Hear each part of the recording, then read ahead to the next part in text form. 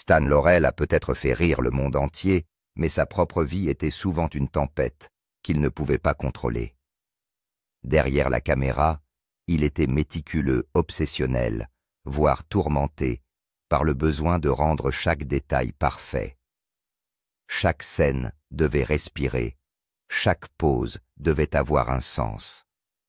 Il pouvait passer des heures à rechronométrer une chute, à réécrire un regard, à réarranger un simple temps de silence. Ceux qui ont travaillé avec lui admiraient son brio, mais craignaient sa précision. Il vivait et respirait la comédie, mais se laissait rarement aller au-delà. Et quand les caméras se sont arrêtées, la solitude s'est installée. Il s'est marié et a divorcé 5 fois souvent, avec les mêmes femmes toujours à la recherche de quelque chose qui ne semblait jamais durer.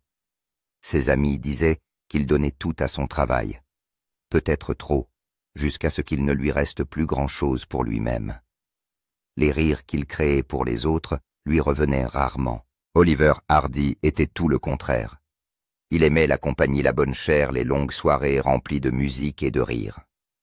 Pour lui, la célébrité était une chose dont il fallait profiter, pas la disséquer.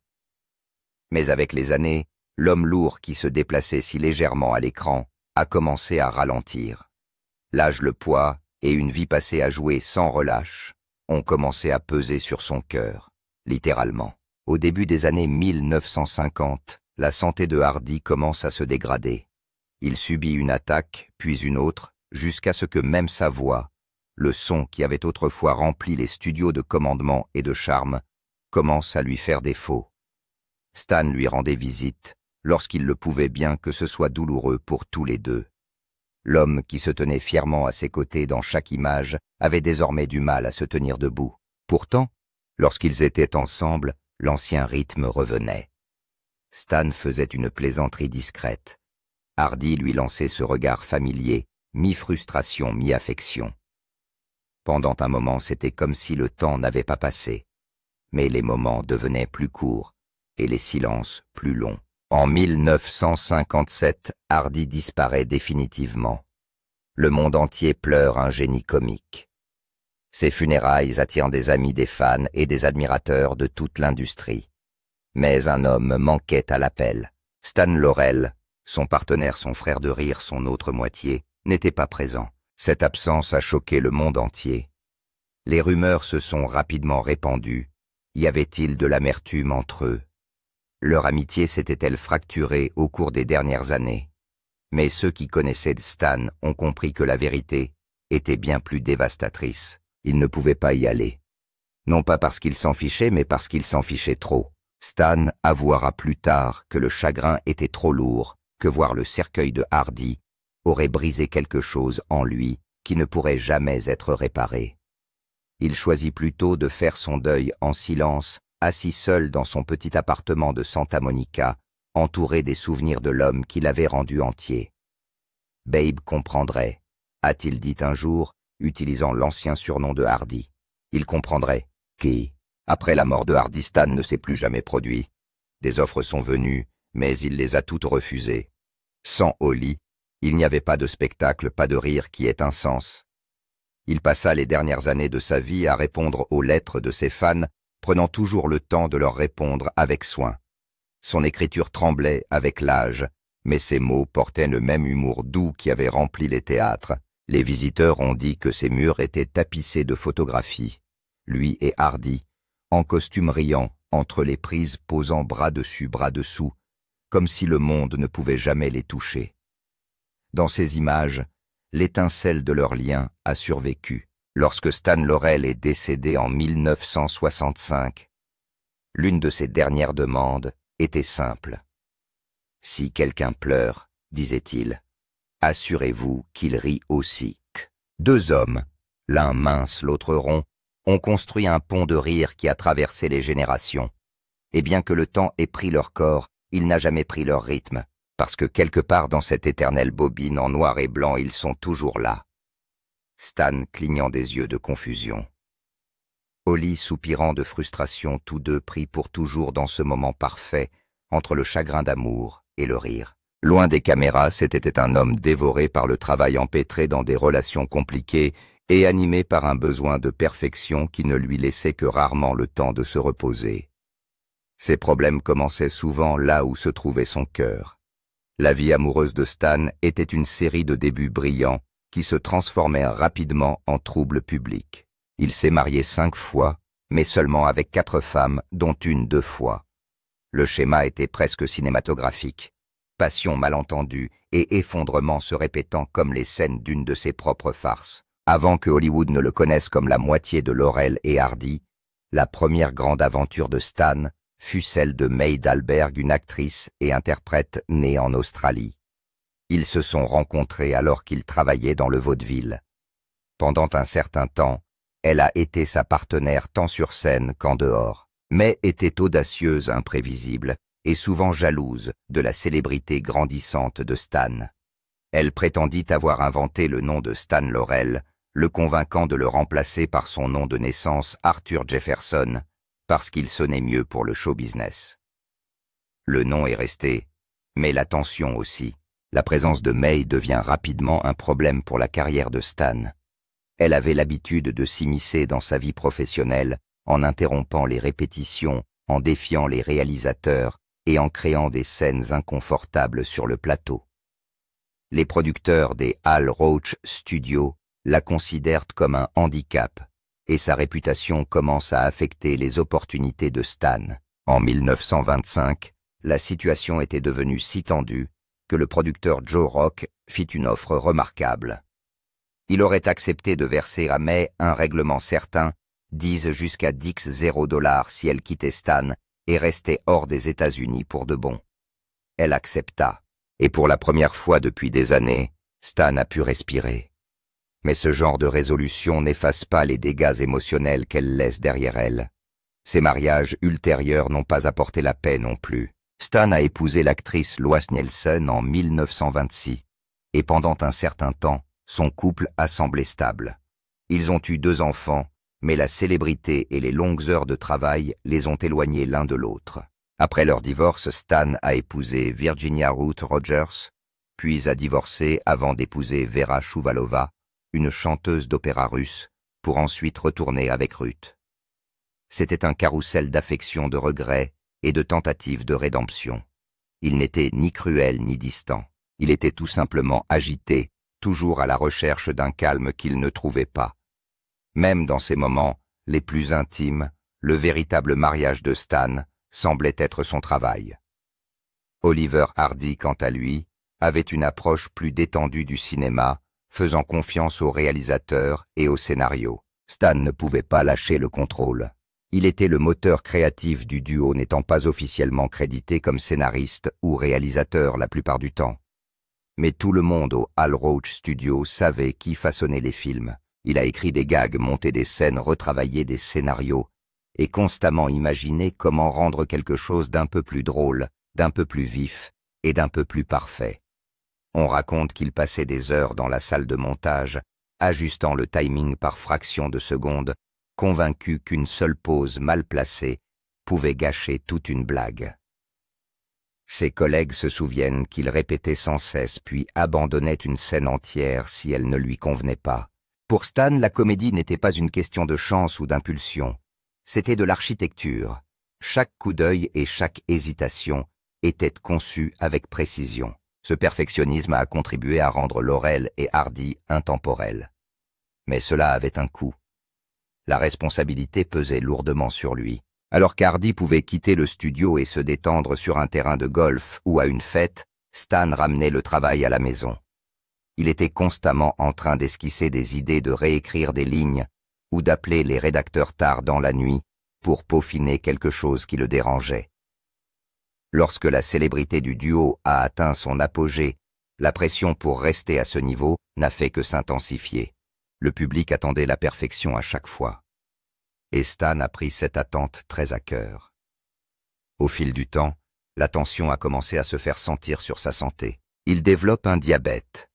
Dans les années 1940, des problèmes cardiaques commencent à le ralentir. Les longues heures de travail et le stress émotionnel ont eu raison de lui, mais il refuse de reculer. Son travail était devenu indissociable de son identité. Même lorsqu'il était trop faible pour jouer, il continuait à écrire des croquis et des notes pour de futurs films qui n'ont jamais vu le jour. La célébrité qu'il a portée un jour est devenue un fardeau. Hollywood changeait. Le genre de comédie sur lequel il avait bâti sa vie n'était plus au centre de l'attention. Les films sonores, les nouveaux styles et les rythmes plus rapides font que l'humour lent et délibéré de l'époque de Laurel et Hardy semble démodé aux yeux des jeunes spectateurs. Stan le ressentait profondément, le cœur brisé par le fait que quelque chose qui lui était si cher, quelque chose qu'il avait construit avec tant de soin, était en train de lui échapper. Chaque échec lui semblait personnel, chaque succès temporaire. Il a versé son cœur dans le rire. Mais lorsque le rire s'est éteint, il s'est retrouvé face à un silence que peu de gens pouvaient comprendre. Et ce silence, la pression et la douleur qui l'accompagnaient, allaient bientôt ouvrir la voie à certains des moments les plus médiatisés de l'histoire de la comédie. Les controverses du duo. La célébrité avait fait de Stan Laurel et d'Oliver Hardy le duo d'imbéciles préféré du monde entier. Mais la vie en dehors de l'écran était bien plus compliquée que le chaos qu'ils créaient devant la caméra, derrière leur charme et leur grâce comique.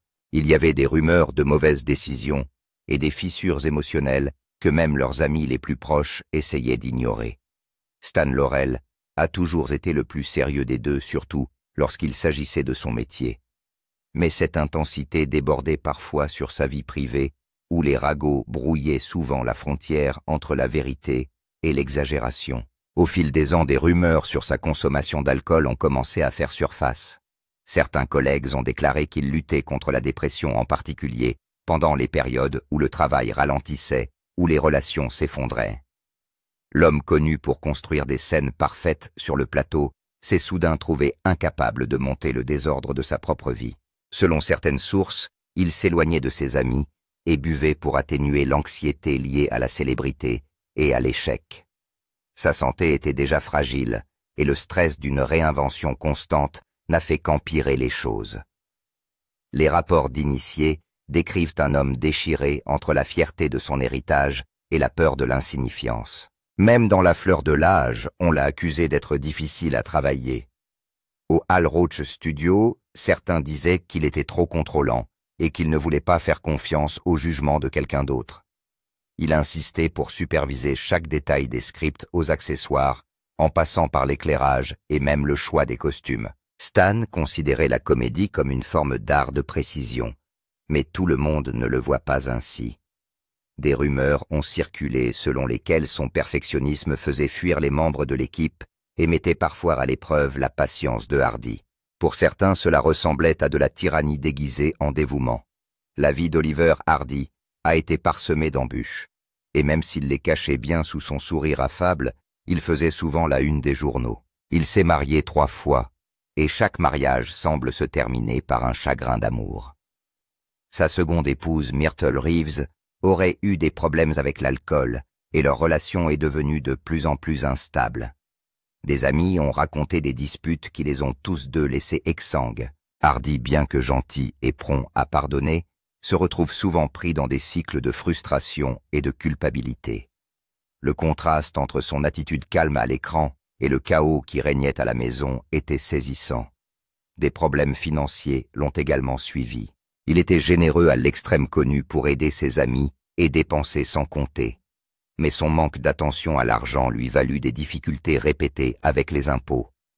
Les années 1930 et 1940 n'ont pas été tendres avec les acteurs qui n'avaient pas le sens des affaires, et Hardy a fait confiance à des personnes qui n'avaient pas toujours ses intérêts à cœur.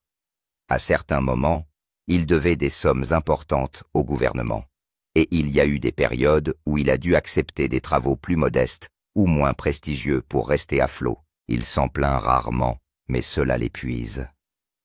Malgré ces difficultés, le public a continué à les voir comme les 2 hommes adorables qu'ils incarnaient à l'écran.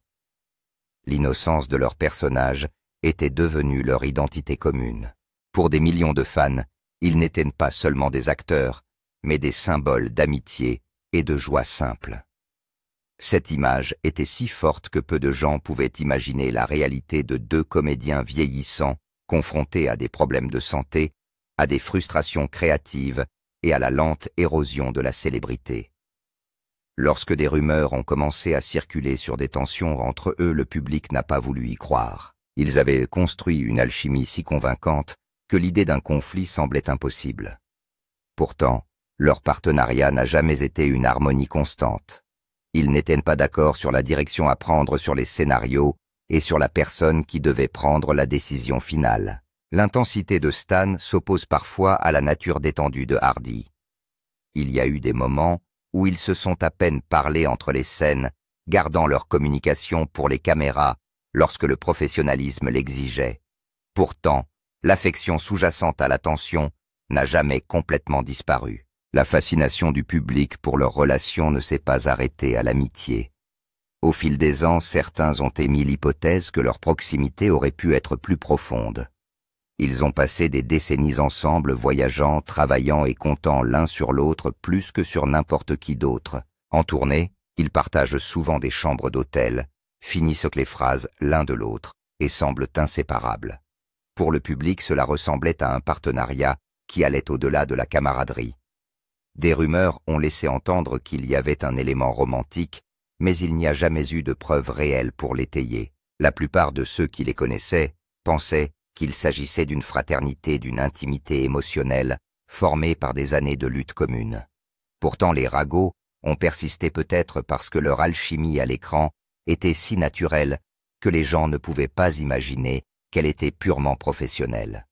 Avec l'âge, la frontière entre l'image publique et la réalité privée est devenue de plus en plus difficile à gérer. Les deux hommes font face à leurs propres problèmes. Stan avec sa santé et son agitation, et Hardy avec sa santé, également ses finances et sa fatigue émotionnelle. Pourtant, ils gardent les apparences chaque fois qu'ils sont ensemble. Ils ont souri pour les photos, donné des interviews polies et essayé de préserver l'illusion que Laurel et Hardy existaient toujours comme le public s'en souvenait. Et tandis que le monde allait de l'avant, les luttes d'Oliver Hardy allaient bientôt s'alourdir, prélevant un tribut qu'aucun rire ne pourrait dissimuler. Le déclin tragique d'Oliver Hardy. Le déclin d'Oliver Hardy est l'une de ces histoires hollywoodiennes qui semblent trop cruelles pour un homme qui a passé sa vie à faire rire les autres. L'image que le monde connaissait, celle d'un gentleman rond et confiant, coiffé d'un chapeau melon et affichant une certaine suffisance, a commencé à s'estomper lentement, remplacée par une version fragile de lui-même que peu de gens reconnaissaient. Des années d'efforts physiques, de mauvaises habitudes et le poids d'une performance constante ont commencé à le rattraper, et la transformation a été déchirante à regarder. Le poids de Hardy a toujours fait partie de son identité à l'écran. La différence de taille entre lui et Stan Laurel était au cœur de leur comédie. L'homme pompeux et corpulent essayant de garder le contrôle, tandis que son partenaire plus petit et maladroit ruinait tout ce qui l'entourait. Mais hors caméra, ce poids est un fardeau qui durera toute sa vie. Dans les années 1940, sa taille était devenue dangereuse. Les rapports suggèrent qu'il pesait bien plus de 300 livres et les exigences physiques des spectacles, des tournées et des tournages ont commencé à l'épuiser. Ce que le public considère comme une rondeur attachante est en réalité une crise de santé à venir. En 1954, Hardy est victime d'une légère crise cardiaque. Elle n'est pas immédiatement fatale, mais elle l'oblige à faire face à la seule chose qu'il a ignorée pendant des décennies, sa santé. Cette frayeur l'a poussé à opérer des changements radicaux. Sous les ordres de son médecin, il a commencé un régime strict déterminé à reprendre le contrôle. Au cours des mois qui ont suivi, il a perdu plus de 150 livres, une transformation si extrême que ses amis l'ont à peine reconnu. Lorsqu'il est réapparu en public, les fans ont été stupéfaits. La silhouette ronde et familière, qui symbolisait la moitié de l'équipe comique préférée du monde, avait disparu. Son visage s'était aminci, ses vêtements pendaient, et son apparence jadis joyeuse avait pris des allures de fantôme. Certains tabloïds ont émis l'hypothèse qu'il était en train de mourir d'un cancer. D'autres se demandent s'il n'a pas souffert d'une maladie mystérieuse. Hardy lui-même n'a jamais répondu directement aux rumeurs. Mais tout en restant poli et gentil, il était empreint d'une tristesse tranquille, comme s'il comprenait que le public ne voyait plus l'homme qu'il avait adoré, mais seulement une ombre de lui.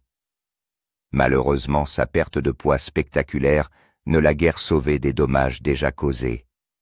Des années de tabagisme et de mauvaise alimentation ont gravement endommagé son cœur et ses poumons.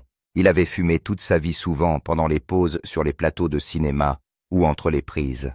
Cela faisait partie de la culture de l'époque, les studios, les loges et même les décors étaient envahis par la fumée de cigarettes.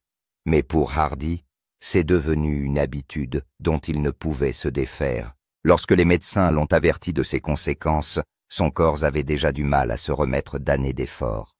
La combinaison de problèmes cardiaques, de poumons affaiblis et d'épuisement l'a rendu de plus en plus immobile. L'homme qui avait autrefois poursuivi Laurel sur les toits et dans les escaliers devant les caméras se déplaçait désormais avec difficulté. Les offres de films se sont taries en partie parce que le public voulait se souvenir de lui tel qu'il avait été et non tel qu'il était devenu. Il refuse les apparitions publiques, préférant vivre tranquillement avec sa femme Lucille, qui s'est occupée de lui avec dévouement pendant ces dernières années. En 1956, la tragédie frappe à nouveau. Hardy a été victime d'une attaque cérébrale massive qui l'a laissé paralysé et incapable de parler. C'est un coup de théâtre cruel pour quelqu'un dont la vie tournait autour de la performance, de la synchronisation et de l'expression. Il était cloué au lit. Bien que Stan Laurel l'appelle et lui écrive souvent, Hardy est apparemment trop faible pour lui répondre. Leur lien qui les avait portés pendant des décennies de rires et d'épreuves n'existait plus que dans le silence. L'attaque cérébrale a marqué la fin de la vie publique de Hardy. Il ne travaillera plus jamais, ne passera plus jamais devant une caméra et ne partagera plus jamais l'écran avec Laurel comme il l'avait fait tant de fois auparavant. En août 1957, il subit 2 nouvelles attaques cérébrales coup sur coup. Son corps ne peut plus résister aux dommages. Le 7 août 1957, Oliver Norval Hardy décède d'une thrombose cérébrale à l'âge de 65 ans. La nouvelle de son décès se répand rapidement et la réaction est immédiate. Les hommages affluent de toute Hollywood d'Europe et d'ailleurs. Les humoristes, les acteurs et les cinéastes qui ont grandi en le regardant ont parlé de son timing impeccable et de la chaleur de sa personne.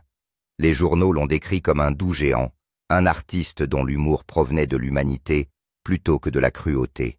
Les fans qui avaient suivi Laurel et Hardy depuis leur début ont pleuré comme s'ils avaient perdu un ami. Dans le monde entier, les cinémas ont rediffusé ces films.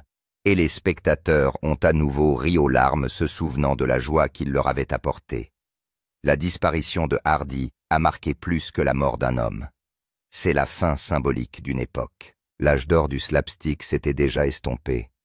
Mais avec la mort de Hardy, le rideau final semble tomber sur ce monde plus simple de la comédie. Son absence a laissé un silence que même Stan Laurel n'a pu combler. Dans les semaines qui ont suivi le décès de Hardy, les fans ont attendu de voir l'homme qui avait partagé presque toutes les images de sa vie. Mais le jour des funérailles, quelque chose d'inattendu s'est produit et a laissé tout le monde choqué. Raison de l'absence de Stan. Les funérailles d'Oliver Hardy ont eu lieu par une chaude journée d'août 1957 au Valhalla Memorial Park à North Hollywood.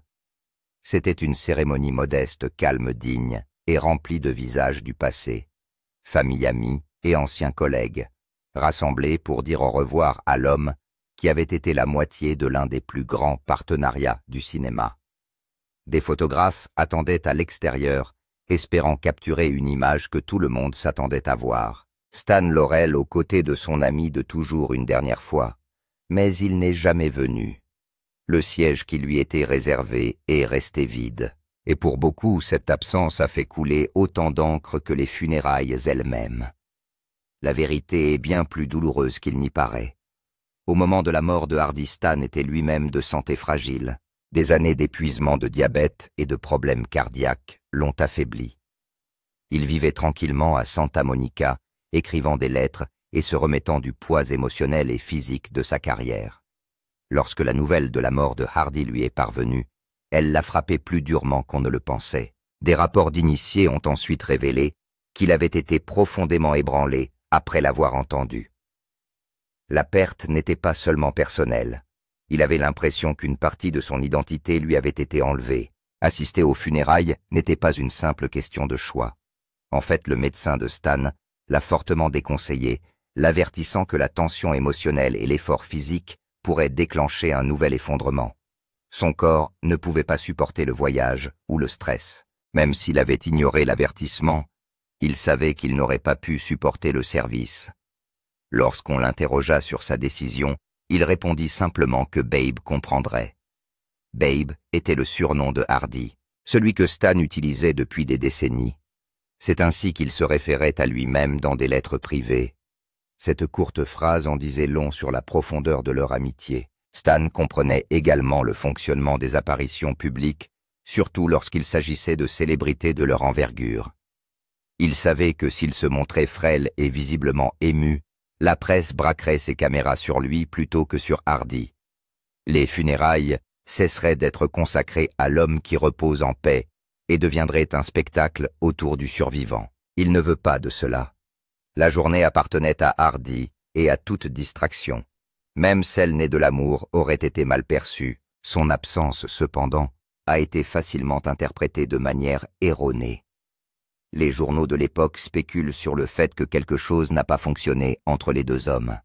Certains ont affirmé qu'ils s'étaient brouillés avant la maladie de Hardy, ou que leur partenariat s'était terminé en termes amers. D'autres ont évoqué la fierté ou la culpabilité de Stan, qui ne pouvait peut-être pas faire face à l'enterrement de son ami.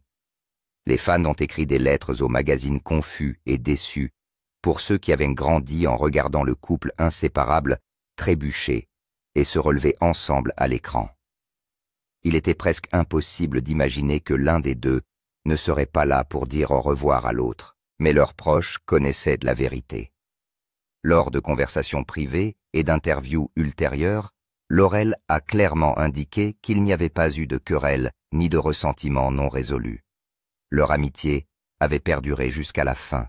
En fait, durant les derniers mois de la vie de Hardy, Stan avait souvent contacté Lucille Hardy pour lui demander des nouvelles et lui envoyer des lettres de réconfort.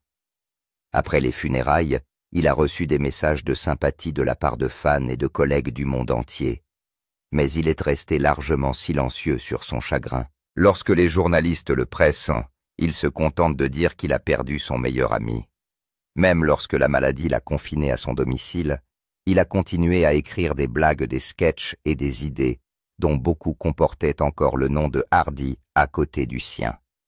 C'est comme s'il ne pouvait pas imaginer créer sans lui. Chaque idée inachevée semble se terminer de la même manière avec le personnage de Hardy qui attend hors champ prêt pour la réplique qui ne viendra jamais. Après la mort de Hardy, Stan Laurel se retire discrètement de la vie publique. La scène qui avait été sa seconde maison n'avait plus de sens sans son partenaire à ses côtés. Il ne s'est plus jamais produit, refusant toutes les offres qui lui étaient faites.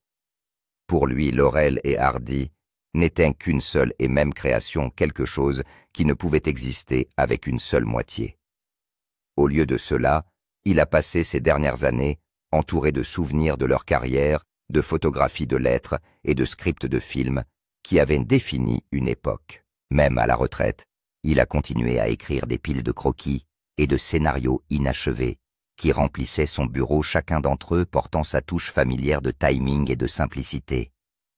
Mais il n'avait pas l'intention de les jouer. L'écriture est devenue sa routine tranquille, un moyen de rester en contact avec le métier qui lui avait donné une raison d'être. Il répondait également avec diligence aux courriers des fans, tapant parfois de longues lettres réfléchies à des admirateurs qui avaient grandi en riant de son travail. Les visiteurs étaient souvent surpris par la chaleur et l'humilité dont il faisait preuve, toujours prêt à partager des anecdotes sur Hardy et les années qu'ils avaient passées ensemble. En 1961, l'Academy of Motion Picture Arts and Sciences lui a décerné un prix honorifique pour sa contribution à la comédie cinématographique. Bien qu'il ait été profondément ému par cette reconnaissance, il n'a pas assisté à la cérémonie. Comme tout le reste de sa vie, il préférait rester à l'écart des projecteurs. Stan Laurel est mort en 1965 à l'âge de 74 ans d'une crise cardiaque, laissant derrière lui un héritage qui continue à façonner la comédie jusqu'à aujourd'hui. On se souvient de lui non seulement comme d'un ami loyal qui n'a jamais cessé de rire avec celui qui l'a perdu. Que pensez-vous de l'absence de Stan? Laissez vos réponses dans la section des commentaires ci-dessous. Si vous avez aimé cette vidéo, n'oubliez pas de cliquer sur la vidéo suivante sur votre écran. Aimez cette vidéo et abonnez-vous à notre chaîne pour plus de mises à jour.